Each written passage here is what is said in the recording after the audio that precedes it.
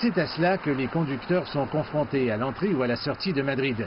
La capitale espagnole ferme ses frontières avant le long week-end pour empêcher le coronavirus de se propager davantage. Normalement, cette période de l'année verrait des milliers de personnes entrer et sortir de Madrid, soit pour faire du shopping de Noël dans la capitale, soit pour partir pour une courte escapade, mais pas cette année. Je suis donc sur l'A42 à environ 40 minutes de Madrid. Ce serait la route que vous emprunteriez si vous vous dirigiez vers le sud, vers des zones comme la ville de Tolède.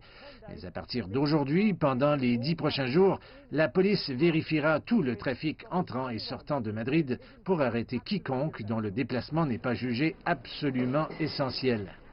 En plus de fermer les frontières, les autorités d'ici ont également averti les Madrilènes de suivre les règles de distanciation sociale pendant ce qui est traditionnellement l'un des week-ends de shopping les plus chargés de l'année.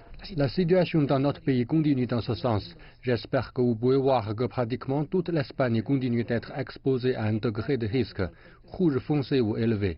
En d'autres termes, les données que nous observons, si l'évolution est exacte, n'indiquent pas que nous sommes toujours dans une situation où nous pouvons assouplir les mesures que nous mettons en œuvre. Je crois qu'ils devraient mettre en place des mesures plus dures, car les célébrations de Noël sont à nos portes et les gens commencent à se déplacer pour se réunir avec la famille. S'ils ne mettent pas suffisamment de restrictions maintenant, nous pourrions voir une augmentation des infections sous peu. Il y aura de toute façon un peu de monde, mais pas comme l'année dernière. Je suis un résident de ce quartier et ces dernières années, c'était incroyable. On pouvait à peine bouger dans les rues d'ici. C'était tellement bondé. Je ne pense pas que nous verrons cela se produire cette année. Premièrement, parce qu'il y aura beaucoup moins de monde. Et deuxièmement, parce que je pense que les gens seront responsables de leur propre sécurité et des autres. Alors que Madrid et l'Espagne se remettent à peine des effets de la deuxième vague de Covid-19, les autorités espèrent que les rues plus fréquentées pendant la période de Noël ne seront pas le catalyseur d'une troisième vague.